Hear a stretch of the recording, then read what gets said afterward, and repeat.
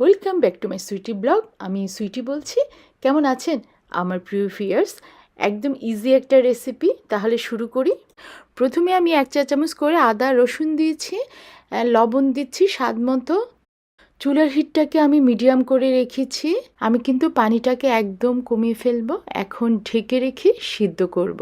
আমি একটু পর পর চিকেনগুলোকে উল্টে পাল্টে দিব, যেন চিকেনগুলোর মাঝে কালো দাগ না লেগে যায়। এখানে পাশাপাশি পুরটাকে বানিয়ে ফেলে গাজর আমি গ্রেট করে নিচ্ছি।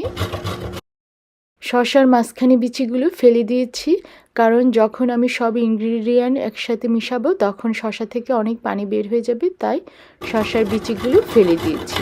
চিকেনের পানিটা একদম শুকিয়ে গেছে, আর একটু টেনে নিচ্ছি। চিকেনগুলোকে আমি এভাবে হাত দিয়ে ছিঁড়ে নিব, কারণ গুঁড়া গুঁড়া করে নিলে স্যান্ডউইচটা অতটা মজা লাগে না। যদি একটু ধরেন আশ্বাস লাগে মুখে চিকেনের, তখন স্যান্ডউইচটা আরেকটু বেশি মজা করে। গ্রেট করে রাখা শসা, গাজর আর পিকল নিয়েছি। আপনারা ইচ্ছে করলে ক্যাপসিকামটাও নিতে পারেন। একদম ক্যাপসিকামটা যদি কুচি কুচি করে দেন অনেক মজা হবে তার সাথে। আমি আজকে ক্যাপসিকামটা দিচ্ছি না।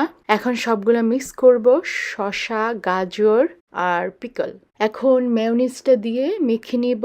যার যতটুকু প্রয়োজন মেয়োনিজ নিয়ে নেবেন। আমি দেখি আমার আর লাগে কিনা। আমার আরেকটু মেয়োনিজ লাগবে। আর আভোকাডোটা পরে দিচ্ছি। আমি চাই না আভোকাডোটা একদম মেখে নিতে ভালো করে, একটু আস্তে আস্তে যেন থাকে, এজন্য এটাকে পরে নিয়েছি। ব্রেডটার চারদিক দিয়ে কেটে নিব।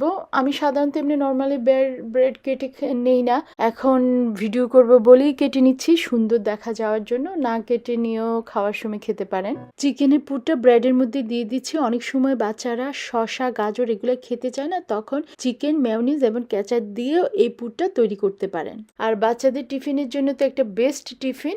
আর বড়রাও চাইলে অফিসে বা আপনি বাইরে কোথাও বেড়াতে যান না কেন, সাথে করে এই স্ন্যাক্সটা নিয়ে যেতে পারেন। একদম ইজিলি এরকম র্যাপিং করে আপনি ব্যাগের মধ্যে নিয়ে নিতে পারেন। ক্যারি করা অনেক সুবিধা। আমি আরেকটা বানিয়ে দেখাচ্ছি।